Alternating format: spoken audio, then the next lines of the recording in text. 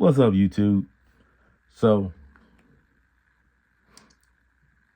y'all, y'all have asked me countless times again and again, how many acres do we farm?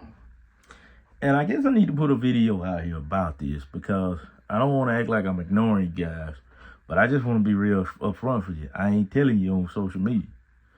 I'm not doing a YouTube video about it, and that's because I have some personal feelings about people who brag on their acres. I believe at times that, and people probably ask it in good spirit, ask it in good intent, just want to know and asking questions. But I feel that, especially in today's farming society, the amount of acres that you run has become the validity of your farming know-how, the validity of your purpose in farming. That means, like, if I farm more acres than you, that means that I know more than you automatically, which is definitely not the case in farming. I've seen quite a few farmers over my years of growing up who farmed lots of acres. They ain't here no more because they made bad choices. And the thing that I say is that if you associate a large operation with success, and I'm not saying, some of them large operations got there because in their large operations and they're successful. But if you equate running a lot of acres with success, you can draw some pretty construed or wrong conclusions pretty quickly. And it's larger operations out here operating in the red constantly. Don't mean they successful. Don't mean, they're doing bad. But just because you got a lot of acres don't mean you're doing well. Now, my other thing about that is that there's a term that has been coined, me growing up with my buddies and stuff, that it's called pocket watching. And I totally feel that sometimes when people ask you that question, they pocket watching. Because if you get how many acres that a person is farming, then you can roughly try to come up with how much money they're making, even if you go by average yields. And so, to me, when it definitely comes to that, it's not my place that I just tell people that. Now, in that respect, I will say I don't farm 1,000 acres. But I farm more than 100 acres, so y'all figure out where that is in there. So, there's a range for you to figure out. And I'm also farm a manageable amount that I can keep up with my career. And, and then not just me, but me and my cousin, we farm a manageable amount that we can keep up with our day jobs and farm.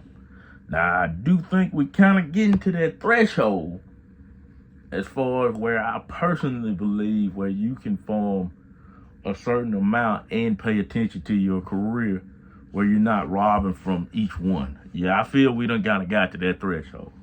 And as far as me, when it comes to picking up ground too, I don't pick up every piece of ground that's thrown at me.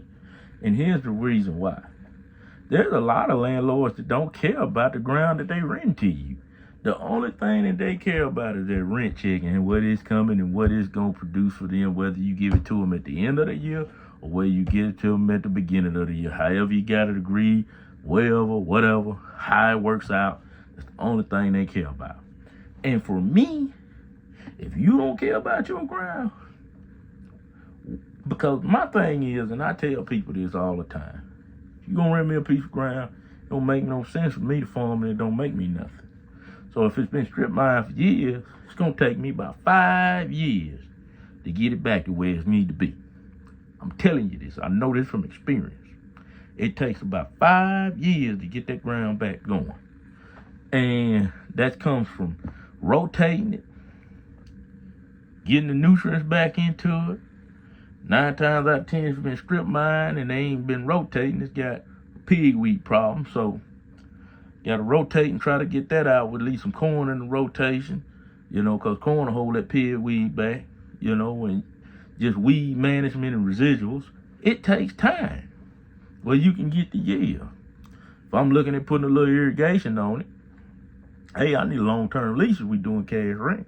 I'm not finna rent your ground year to year You talking about putting a whale out there. I ain't making that boo-boo the fool mistake of putting that investment. So Jimbo, the farm over here, can come over here and say, hey, I'll give you so-and-so on cash rent already on a person that's greedy as far as in that respect. And then now that they ain't made those investments, then they done jacked the rent up on you, gonna use the investments that you made to make the profit and reap the profit off that ground. Now, what sense that make? I'm telling you, it's deeper. It's deep. Now, rent looks any type of different, all types of different ways. I mean, you can do shares, and I don't want to get into this. Like I said, this was more so why I don't answer the acreage question. But you can do shares. You can do where different parties agree to pay for different things. Divide up different payments that come with the ground or whatnot. Back to the landlord. You can do all kinds of stuff. But like I said, when it comes to me answering that question of acreage and get back to that point, I'll never really tell it. Now, there's people that I tell all the time that in personal and close space how many acres we farm. I'm truthful to that. Half people know. But the thing is, at the end of the day, in that same respect, I think for me, I just will never answer that question on the internet. Like I said, it's guys who get their rocks off by answering that question and telling you every day they farm 4,000 or 5,000 acres. There's a measure of success, and that's up to them. But for me, it's better you don't know. I'm not saying that y'all gonna do anything malicious with it or anything like that, but it's better I just don't put that out there. So, I mean, y'all can ask me any other thing. But I just didn't want y'all to start thinking that like, well, he ignoring me. I ain't ignoring you. I just don't answer that on the internet. So, hope y'all doing good. Some of the other things that been on my mind is, sustainability in agriculture and how we move forward. We'll talk about that in another video, though. I don't want to get to dragging that on. But, I hope everybody's doing good. She'll finish up harvest here in the next few days. And I'll try to get some footage of that. Share some of that. Still going to push out the YouTube shorts. Like, share, subscribe, all that jazz. I'm reporting from my office in my house. Been trying to do the videos out on the farm, but it just don't really jazz well for me. I need to get better with practicing that and actually sitting there talking and holding the phone and talking and trying to do stuff at the same time. It just don't work well.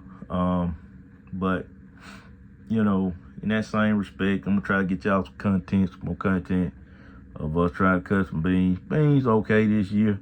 I didn't have any irrigated beans this year. All the irrigated ground fell on corn, so it's what it is when it comes to beans. So, but in that same respect, I'll holler at y'all later.